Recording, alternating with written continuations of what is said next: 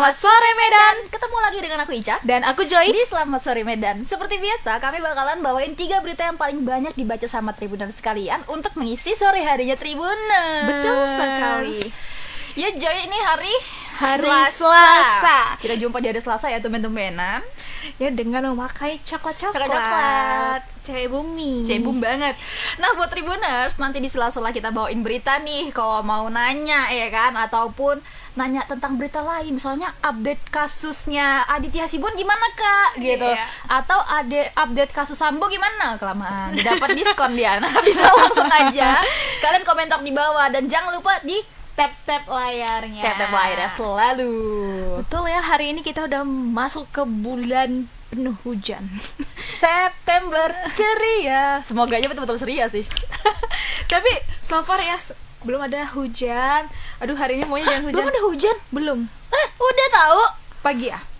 Hari ini? Hmm. Oh, hari ini belum. Iya, Tapi kan? kayak semalam hujannya Iya. deras sekali dan beberapa titik banjir ya. Terutama Benar. malah yang di Medan kota itu yang banjir-banjir Iya. kali. Jadi hati-hati Tribuners, malam-malam kalau nggak ada kegiatan, kita nggak Iya. tahu ya ini lagi musim penghujan dan tau lah ya kan Medan kita ini lagi rawan banjir dan ini Iya. yang mau kita bahas Bahas. di berita kali ini masalah drainase. Ada apa dengan drainasenya? Benar. Jadi Tribuners, Wali Kota Solo Bobi Nasution mengaku pengerjaan pembangunan drainase di Kota Medan sudah telat 2 bulan dari waktu yang ditetapkan. Kayak mens ya, telat 2 bulan. Itu cuma 2 bulan kita kayak udah Iya, dan dinduk hatiku gitu. Kenapa kalau misalnya nggak aneh-aneh ya nggak Apa? apa-apa. Nah, ini kenapa? Iya. Kok bisa kayak gitu? Cuy? Nah, jadi kata Pak Bobi ini terlambatnya pengerjaan drainase karena terjadinya pro dan kontra pada saat pembangunan drainase dengan warga. oh, Ya, dia ini terlibat langsung dengan warga ya, pro kontranya. Nah, kendati demikian, Bobi Nasution berjanji pengerjaan drainase akan selesai pada Desember 2023.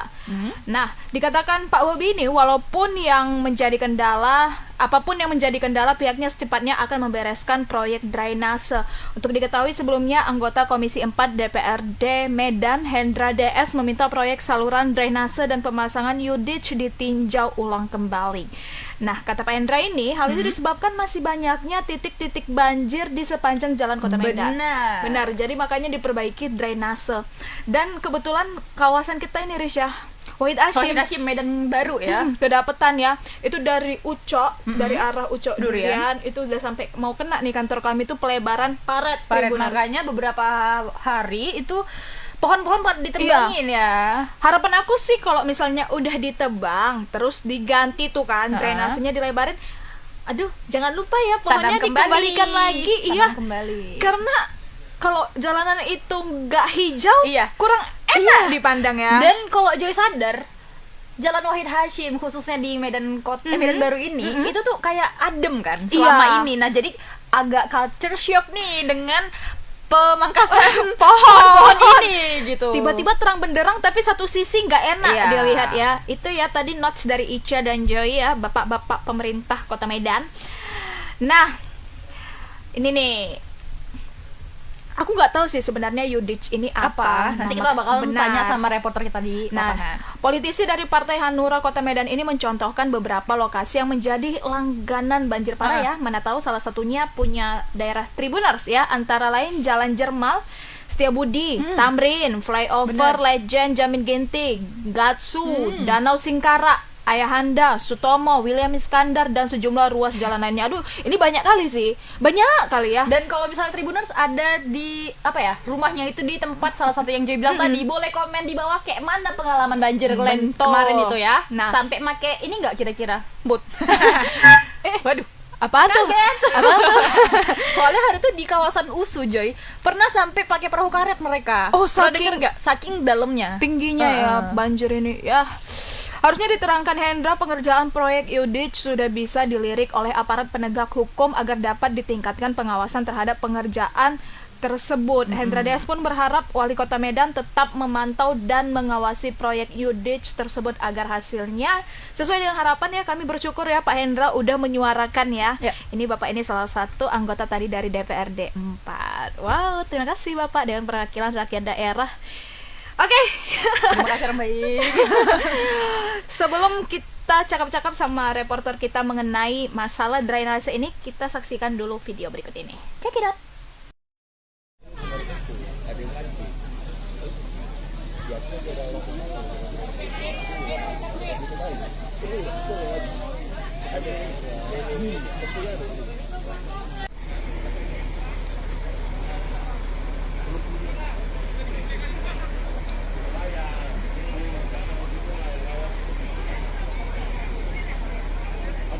Ajar aja. Apa Pak? Aku tahu jawab. Sur kita sur.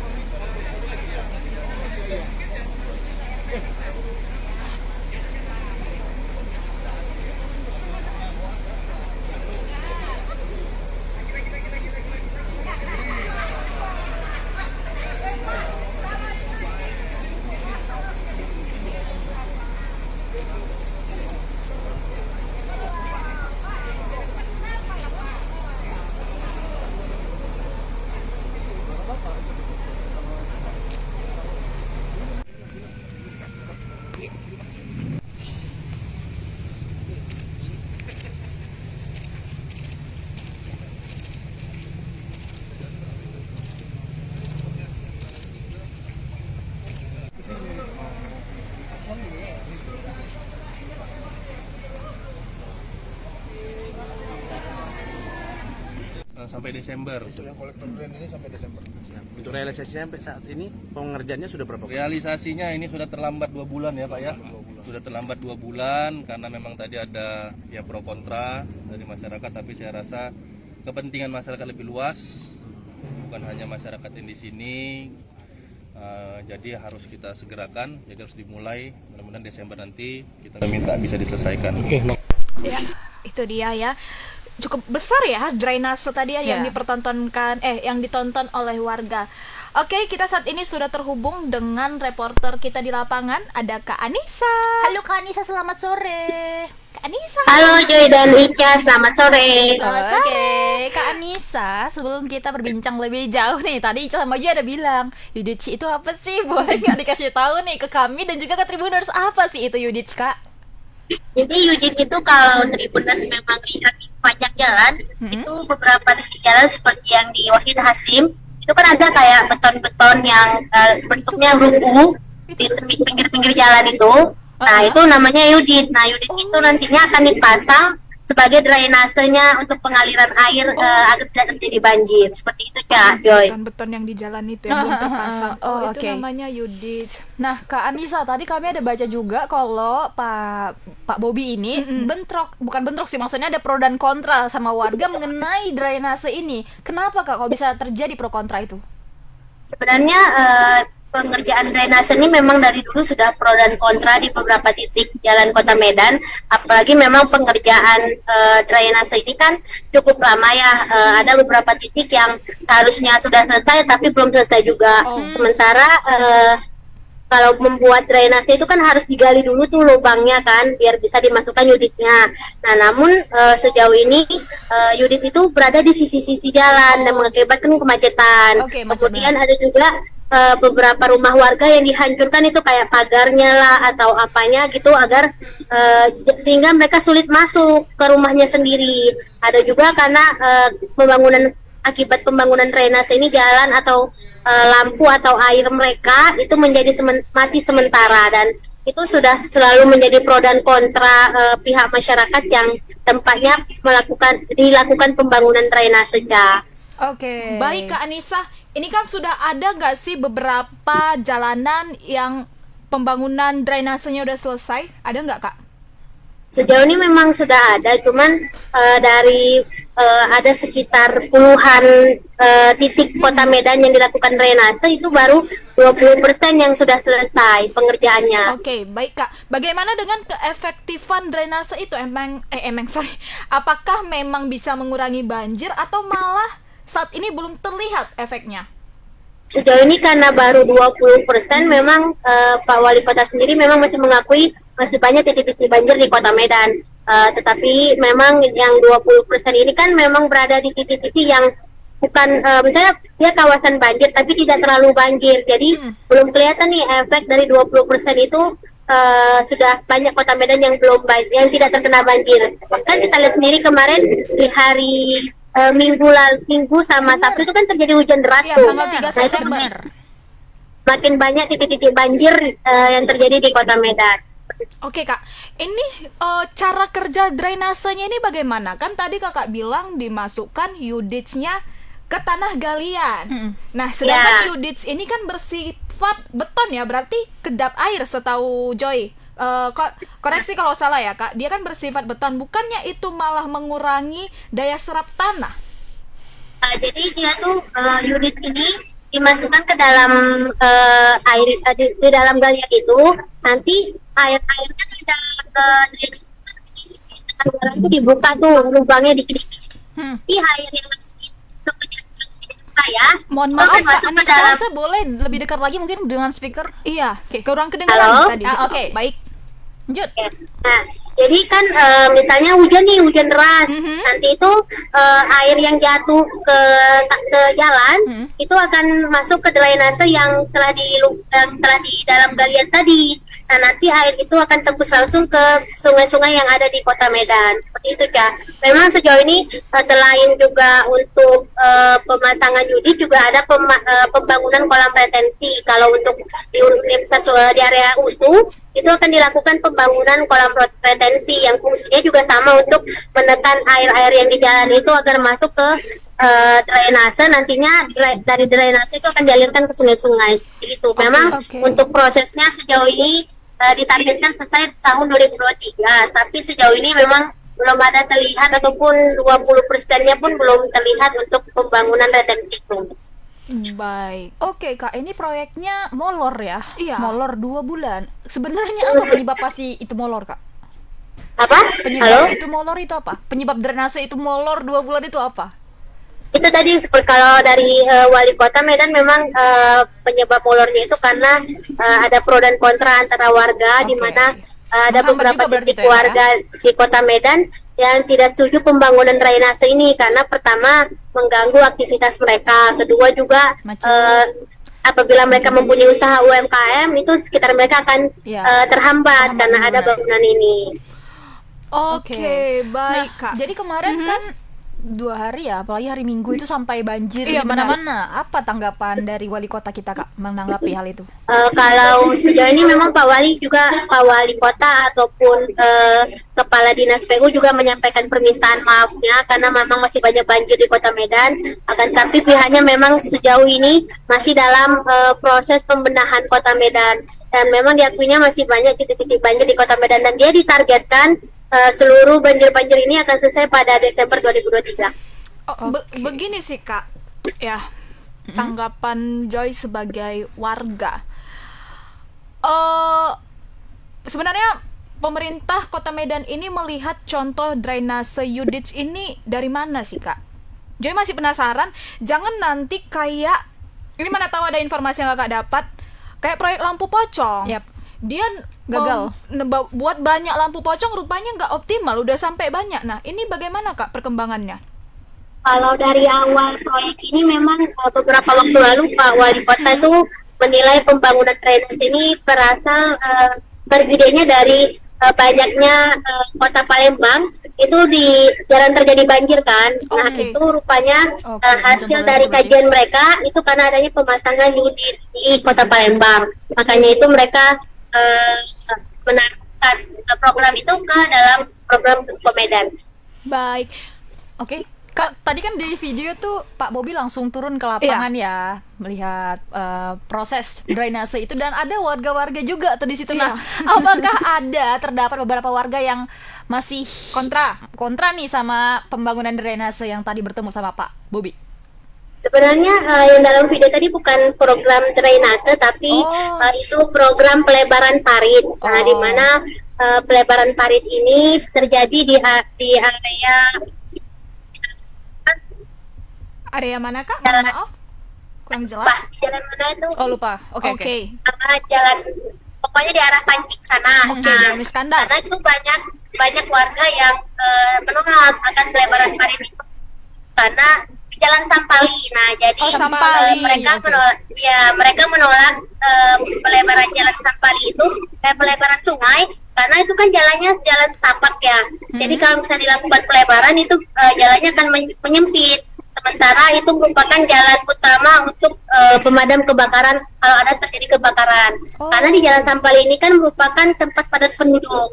Nah, namun dari sana juga Pak Wali tadi juga sudah bertemu dengan warga dan dinyatakan bahwa pelebaran jalan ini, pelebaran sungai ini untuk mengatasi banjir di 3 titik. Pertama tuh di Jalan Asia dan 2 lagi tuh masih di daerah-daerah sana juga. Tapi warga tuh meminta sebaiknya tidak dilakukan pelebaran sungai seperti itu.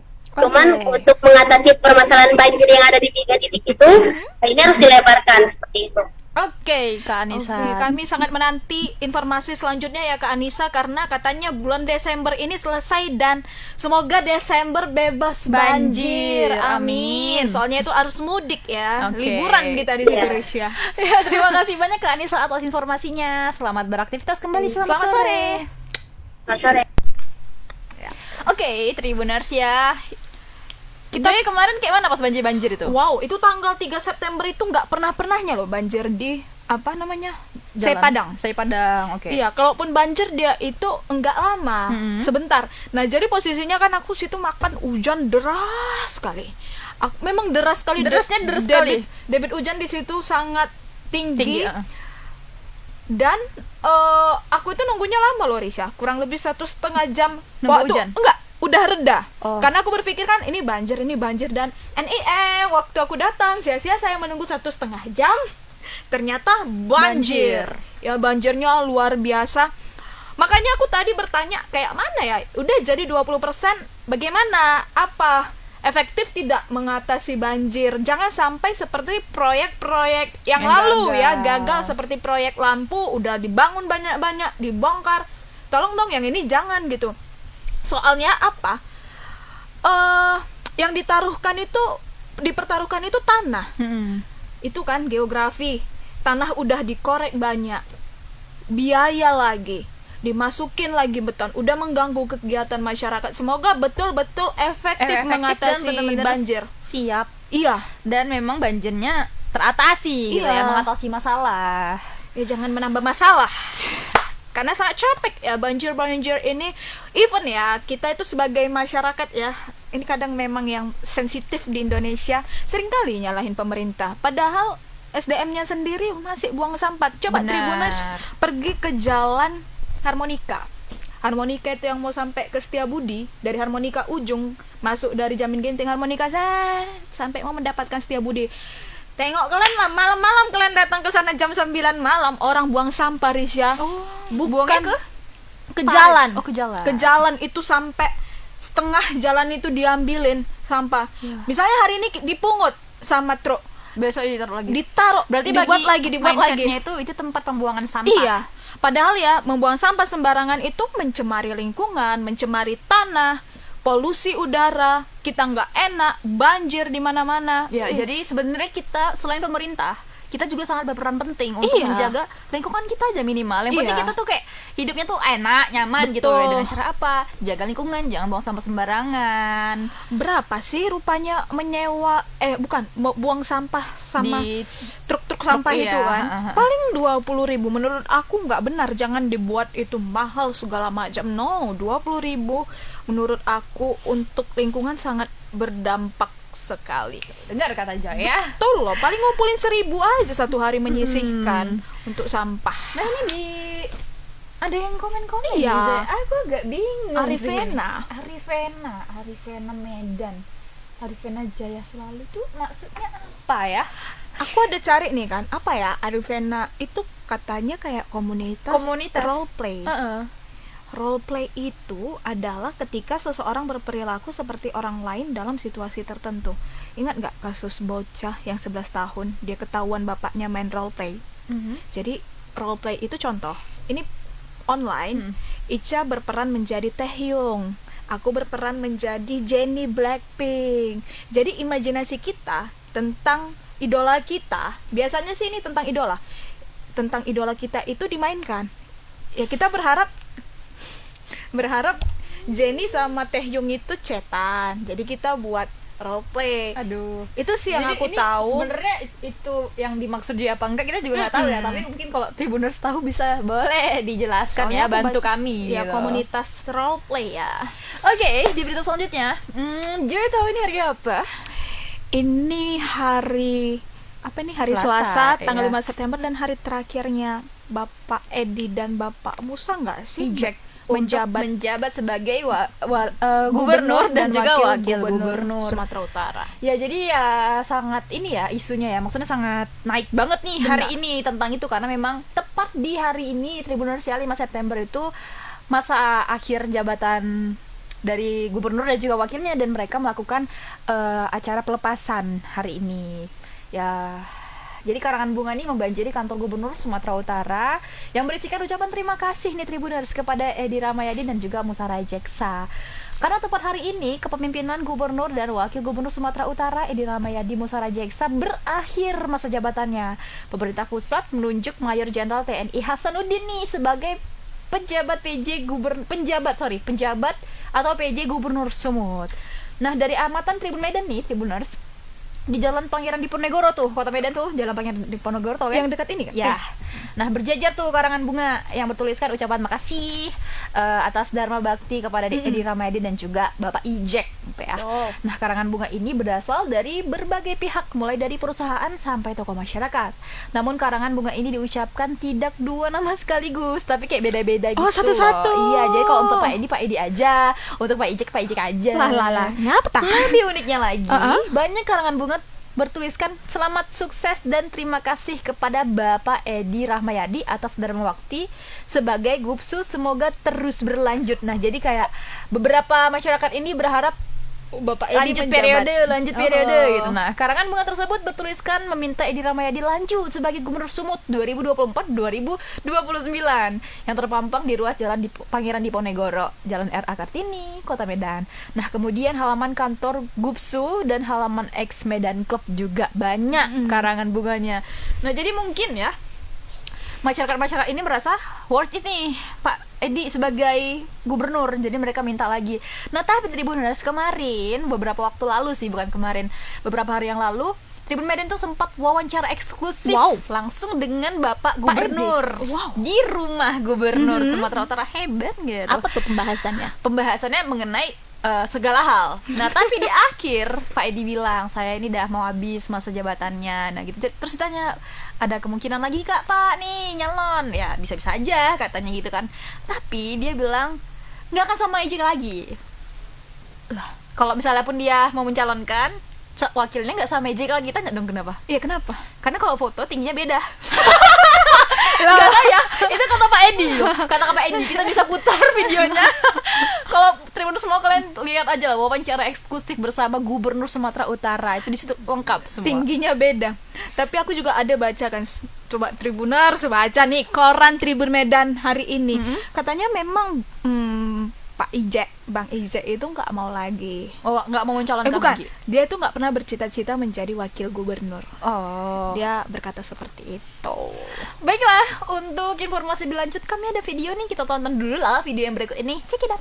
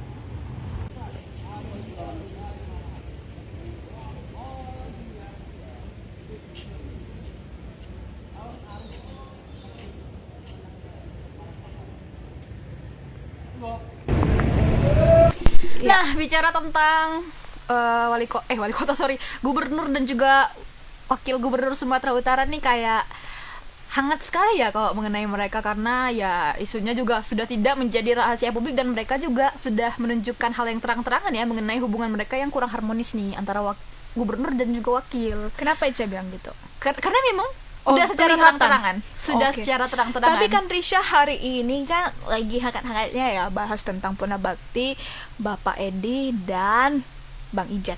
Pak Tadi ada breaking news tuh dari Tribun Medan. Mungkin ada yang nggak sempat nonton, bisa nggak dikasih tahu bagaimana suasananya? Oke, jadi dari tadi kita breaking nih ya Joy, sekitar jam berapa ya? Jam 3 mungkin.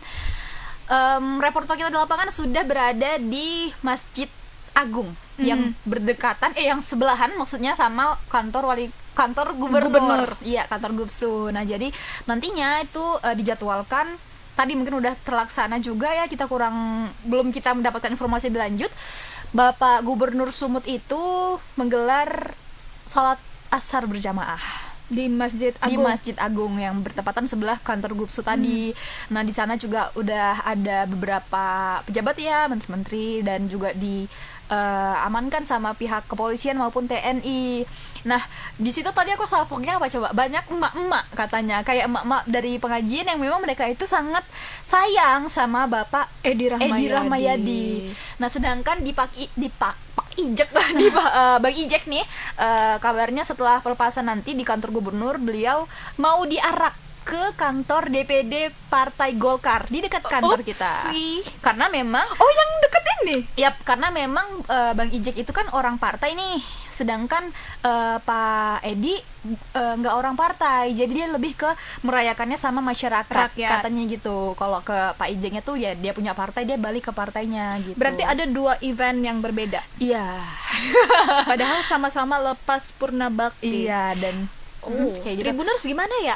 Kalau aku sih pribadi baru setelah terjun ke dunia kerja baru memperhatikan sedikit tentang politik antara wakil dan Gubernur dan wakil. nggak pun gubernur, bupati Oh, sama dan wakil wakil, bupatinya gubernur gitu, dan ha-ha. wakil tetap. Jadi aku nggak tahu kayak tentang Purna Bakti gini sebenarnya harus 2 event kah, 2 event berbeda, atau memang satu-satu berdasarkan pribadi-pribadi. Tapi agak rancu ya, semisalnya kalau 2. Kalau Ica pribadi udah pernah nggak lihat yang Dua gini? gitu ya. Seharusnya ya di acara pelepasan mungkin mereka sama-sama. Dan Oh. memang harus kan di Ya. kantor gubernur itu kan secara formal lah, ibaratnya kan serah jabatan dan segala macam.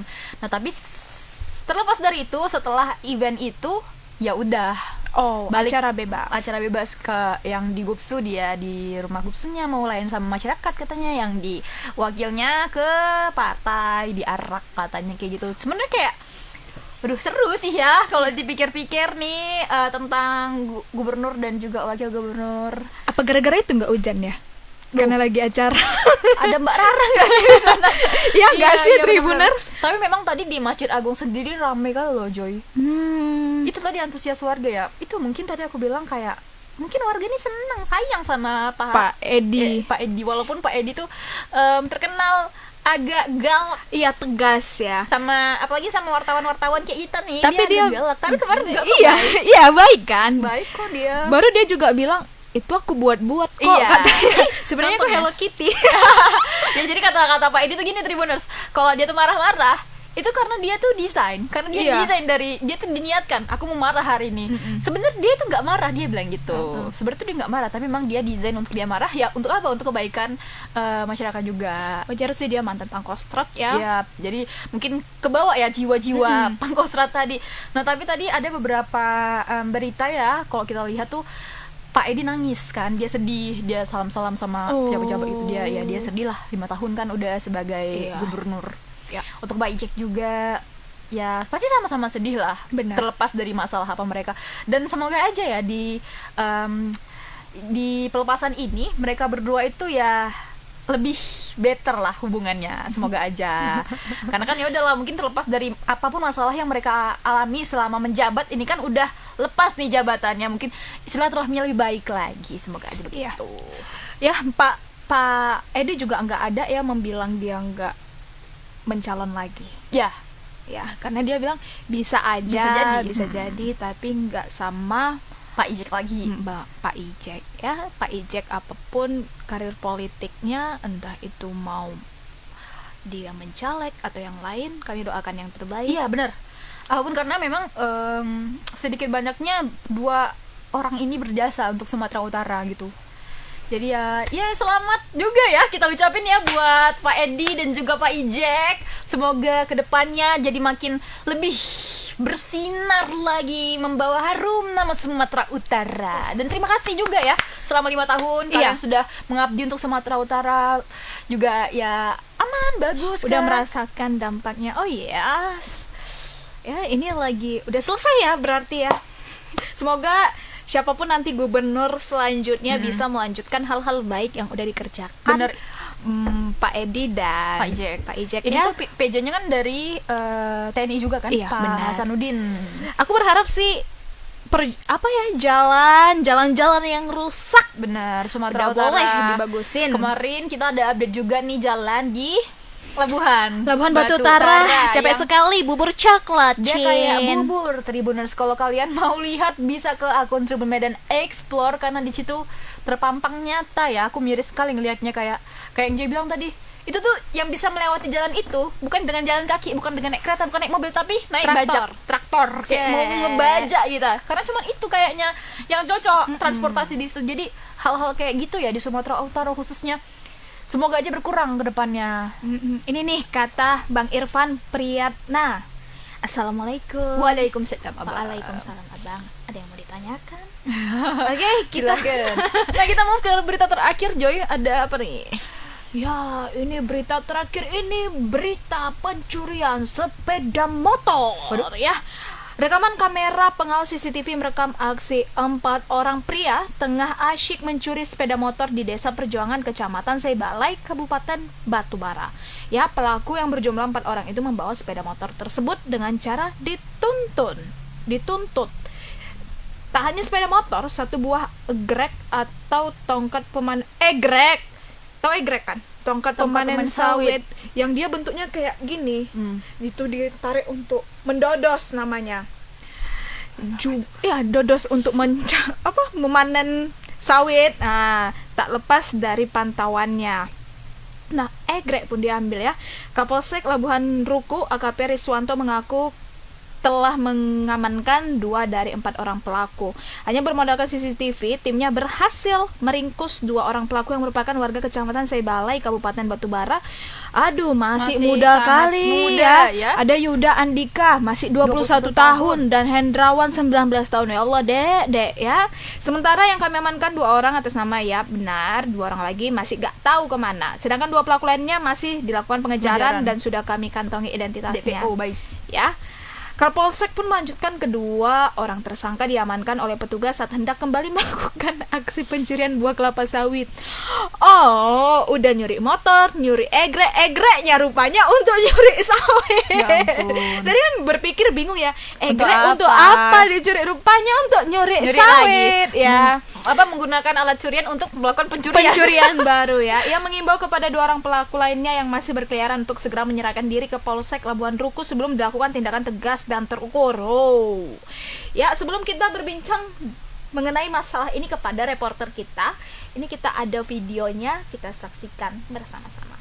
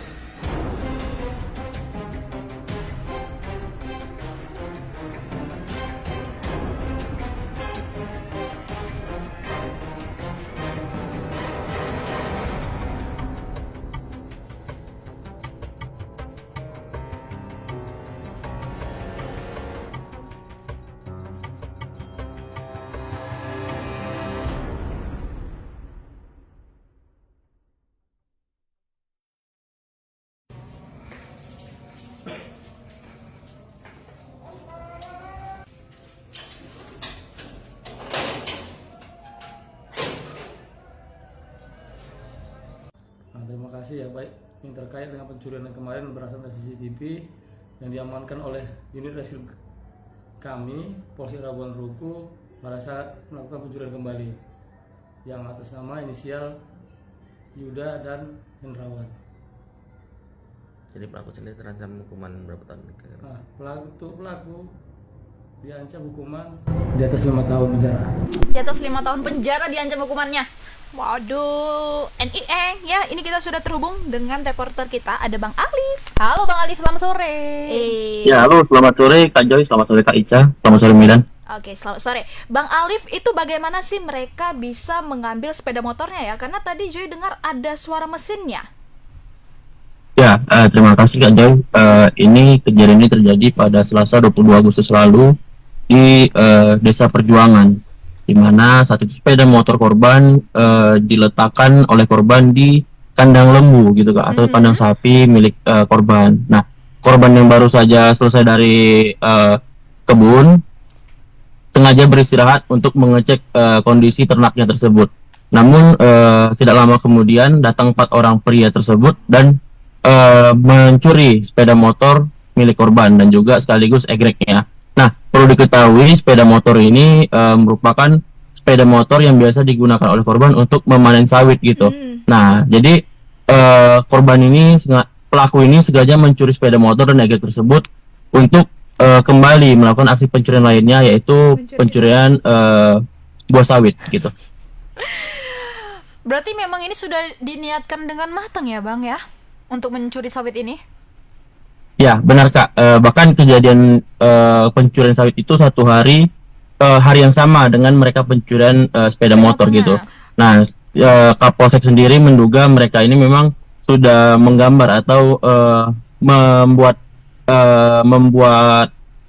rencana untuk mencuri sepeda motor dan juga egrek tersebut gitu. Nah, setelah mencuri, mereka pergi ke kebun sawit milik warga dan mencuri kelapa sawit tersebut. Namun memang naasnya saat melakukan pencurian tersebut, aksi dua pelaku ini dipergoki oleh masyarakat. Nah, sedangkan 2 lainnya berhasil kabur dan menyelamatkan diri gitu Kak. Namun saat ini memang keduanya telah dikantongi identitasnya oleh polisi dan dalam pengejaran. Oke, gitu, Bang Alif, ini kan mereka mencuri sepeda motor, baru mencuri sawit juga. Nah, apakah korbannya itu korban yang sama Bang? Dan kalau misal berbeda, berapa jumlah korbannya sejauh ini? Ya, untuk korban sepeda motor dan juga sawit ini berbeda Kak gitu. Pengakuan dari polisi memang mereka ini baru pertama kali untuk melancarkan aksinya gitu. Namun polisi tak begitu percaya dan akan mengejar 2 pelaku lainnya dan meminta keterangan, mana tahu barangkali berbeda dari yang 2 ini gitu Kak. Oke Bang, yang 2 lagi ini ada nggak informasinya kira-kira range usia berapa? Karena yang 2 lagi kan masih belia. Apakah yang 2 lagi juga belia Bang? Ya, tadi memang saya sempat menanyakan soal itu karena kan miris kita itu, kenapa kok anak muda mencuri gitu. Namun polisi masih menyembunyikan identitasnya karena takut si pelaku ini kabur dan mengetahui telah diincar oleh polisi gitu Kak. Oke, udah bagaimana pencarian mengenai 2 DPO tersebut Bang? Ya, memang informasi tadi terakhir kami hubungi Kapolsek, mereka saat ini masih dalam pengejaran dan juga sudah mendapatkan di mana titik para pelaku ini gitu Pak, dan akan segera diamankan. Nah, apakah para korban ini sudah membuat laporan kepada pihak kepolisian Bang? Ya, korban sudah membuat laporan, ada 2 laporan untuk korban ini, untuk pelaku ini Kak gitu. Nah, sedangkan yang 2 lagi tadi yang lari itu masih dalam kasus pencurian sepeda motor karena belum ditemukan ada pencurian lainnya dari mereka gitu Kak. Oke Bang, mengenai kasus pencurian sawit ya, mereka kan udah sempat mengambil sawitnya, benar Bang? Ya, mereka sudah sempat mengambil sawitnya Kak, dan juga sudah diturunkan mereka dari pohon. Itu masyarakat memergoki mereka gitu. Nah, sebelum mereka berhasil cabut dari lokasi, masyarakat berhasil memergoki mereka dan menghubungi pihak kepolisian. Dan benar saja, ternyata saat polisi datang, sepeda motor yang dicari itu ada bersama mereka gitu Kak. Bahkan bersama dengan egreknya gitu. Benar, berarti betul-betul dicuri untuk mencuri sawit. Oke, Bang Alif, sejauh ini untuk 2 pelaku yang sudah ditangkap, hukuman apa yang dijerat kepada mereka, Bang? Ya, untuk dua pelaku ini dikenakan pasal 363 KUH pidana, di mana dengan ancaman minimal 5 tahun penjara dengan maksimal 7 tahun penjara, Kak. Oke. Bang, ini kan masih sangat muda ya pelakunya, usia 19 sampai 21 tahun. Ada nggak pihak keluarga mereka yang menjamini mereka, Bang?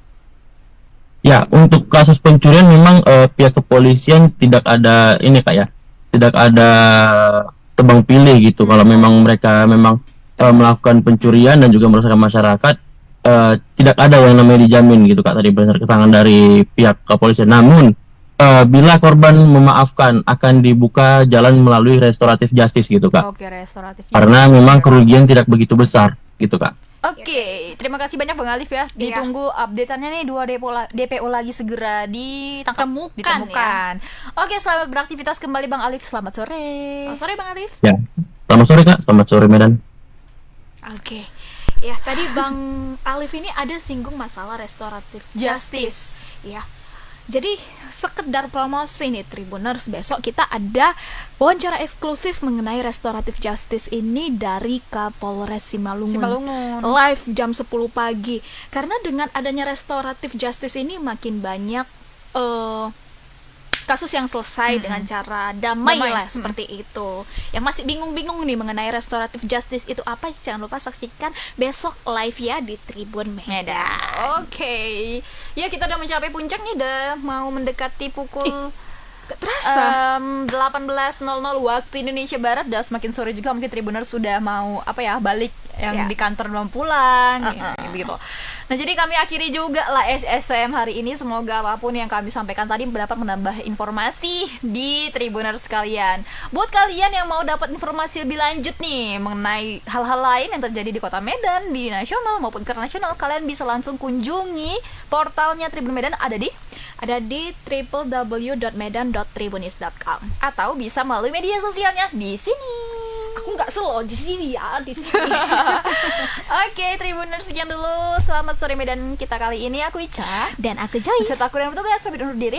Bye Tribuners.